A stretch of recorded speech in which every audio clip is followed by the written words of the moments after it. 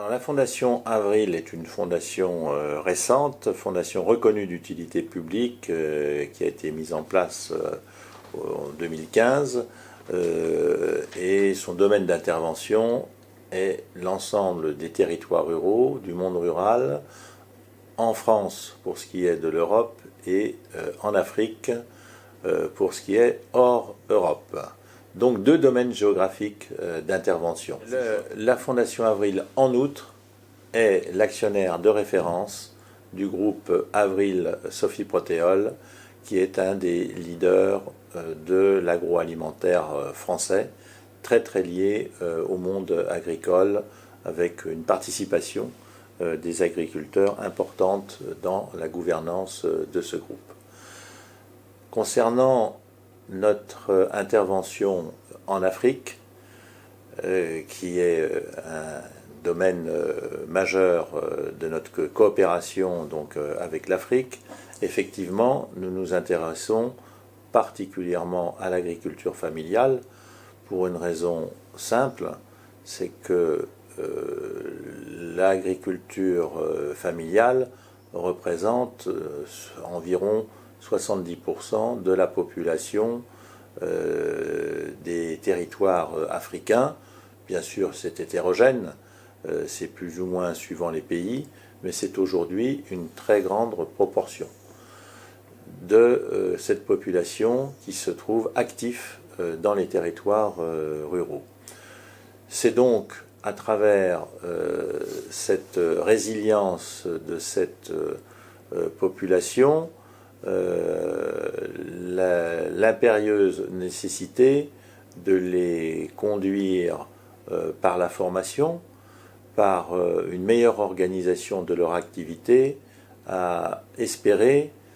pouvoir répondre à deux problèmes majeurs pour l'Afrique, qui est la sécurité alimentaire, c'est-à-dire pouvoir répondre aux besoins alimentaires d'une population qui va dépasser les 2 milliards d'habitants dans les 30 prochaines années, et également pouvoir répondre à la problématique sociale, sociétale, qui est de conserver une population active sur les territoires et éviter une migration trop importante vers les villes, voire même hors du continent. Je rajouterais deux points supplémentaires concernant cette agriculture familiale. J'ai mentionné qu'il fallait agir au niveau de la formation d'une manière importante, parce que son degré d'éducation, son degré de formation est aussi très hétérogène, très inégal, mais il faut qu'elle puisse, cette population, acquérir à la fois de meilleurs réflexes pour s'organiser en filière, car le projet de cette agriculture familiale, c'est qu'elle s'intéresse non seulement à produire bien et mieux compte tenu des problèmes de changement climatique, mais qu'elle puisse produire également pour de la transformation locale, régionale, de manière à ce que ça constitue de vrais projets pour l'ensemble des jeunes, de manière à ce qu'ils soient eux-mêmes intéressés par rester sur leur territoire, à se développer, et que cette organisation qu'on appelle souvent en filière au niveau de l'Europe associe producteurs, transformateurs et leur permette de créer des liens de contractualisation à la fois sur les quantités, mais aussi beaucoup les qualités des produits et les nouvelles manières de pouvoir produire en fonction des changements climatiques.